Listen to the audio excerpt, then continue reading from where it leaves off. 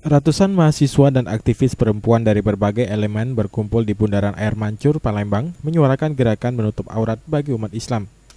Gerakan menutup aurat ini dinilai merupakan upaya untuk menangkal eksploitasi kaum perempuan dan seks bebas. Aksi ini dilaksanakan secara serentak di seluruh Indonesia.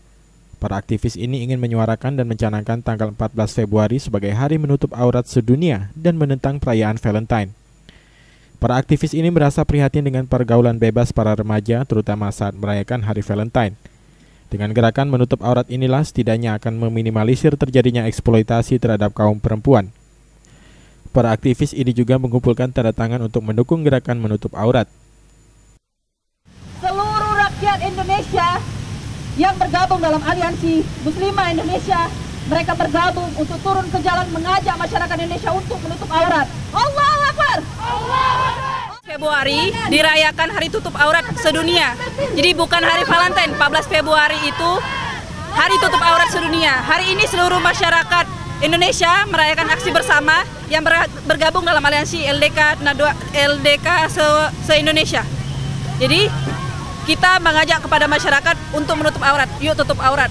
Karena gerakan ini sungguh mendorong wanita muslimah Indonesia untuk menutup auratnya, apalagi menggunakan hijab syar'i, karena wanita harus tahu bahwa wanita itu sangat berharga, makanya dia harus menutup auratnya.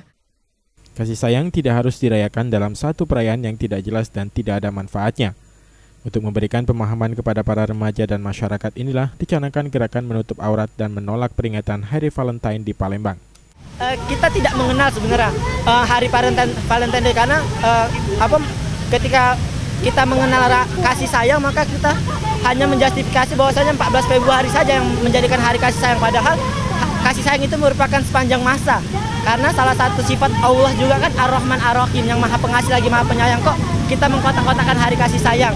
Dan kalau kita kembali lagi melihat data-data, 14 Februari ini kan dijadikan sebagai ajang yang dalam tanda kutip hal-hal negatif banyak dilakukan, terutama para remaja. Nah, ini yang kita coba alihkan isunya dari Hari Valentine, kita mencoba mengangkat dan kita mensosialisasikan kepada seluruh masyarakat bahwasanya 14 Februari merupakan hari menutup aurat sedunia. Aprianto, PAL TV.